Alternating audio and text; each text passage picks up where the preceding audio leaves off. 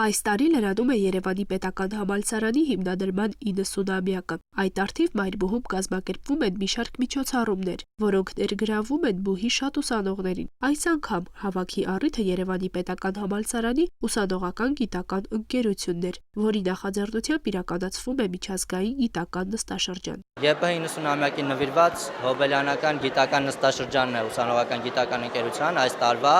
մասնակցում է անմիջականորեն զեկույց է ունենալու 421 ուսանող Հայաստանի, Արցախի գրեթե բոլոր պետական բուհերից ու արտասահմանից է հյուրեր ունենք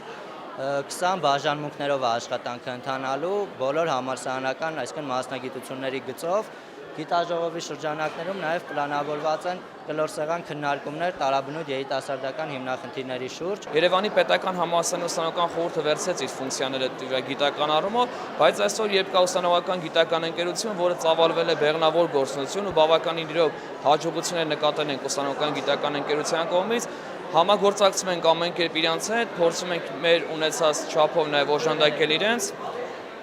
Եվ շնորհավորում ենք իրենց այս գիտաժողովի բացման արդիվ ուսանողական գիտական ընկերությանը ոչ միայն իրենց ամբողջ համալսարանին, նաև 90-ամյակի կապակցությամբ։ Այս գիտական նստաշրջանին մասնակցում են շուրջ 421 ուսանողներ եւ ասպիրանտներ, ինչպես Մայրբուհից, այնպես էլ Հայաստանի Հանրապետության եւ Լեռնային Ղարաբաղի Հանրապետության գրեթե բոլոր պետական բուհերից։ 5 օրերի ընթացքում նրանք հանդես են գալու թեմատիկ տարաբնույթ զեկույցներով եւ ուսումնասիրությամբ, ինչը խրախուսում է նաեւ Երևանի պետական համալսարանի ռեկտոր Արամ Սիմոնյանը։ Այս տարի գիտաժողովը միջազգային բնույթ է կրում։ Մենք ունենք հյուրեր Ուկրաինայից եւ Ռուսաստանից եւ կարծում եմ, որ միայն դա չէ, որ այդքան կարեւորում է եւ ընդգծում է ավելի ճիշտ այս գիտաժողովի կարեւորությունը, այլ այն, որ մեզ հաջողվել է հավաքել իսկապես մեր ուսանողական ողջ ներուժը, հուսով ենք, որ եւ այսօր լեագումար նիստում եւ այնուհետեւ մասնաճյուղերի նիստերում կլսենք հետաքրքիր զեկուցումներ, կունենանք գիտական հուսով եմ փոքրիկ հայտնագործություններ եւ ուզում եմ նկատել, որ անցած 7 տարիների ընթացքում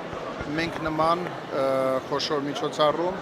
ուսանողական գիտական ընկերության չենք ունեցել։ Վերջինիս խոսքերով այն նպատակ ունի խթանելու ուսանողության մեջ սերը դեպի գիտելիքը եւ գիտական աշխատանքը։ Այն լուրջ բարեփոխումների հիմք է զարգացվածությունը ուսանողության շրջանակում բարձրացնելու համար։ Ասեմ, որ ուսանողական գիտական նստաշրջանը գիտական կադրերի պատրաստման լավագույն դարբնոց է։ Այս ուղին անցնելով մեր ուսանողները, ասպիրանտները ինչպես նաև գիտությամբ զբաղվող մարդիկ հետագայում դառնում են իսկապես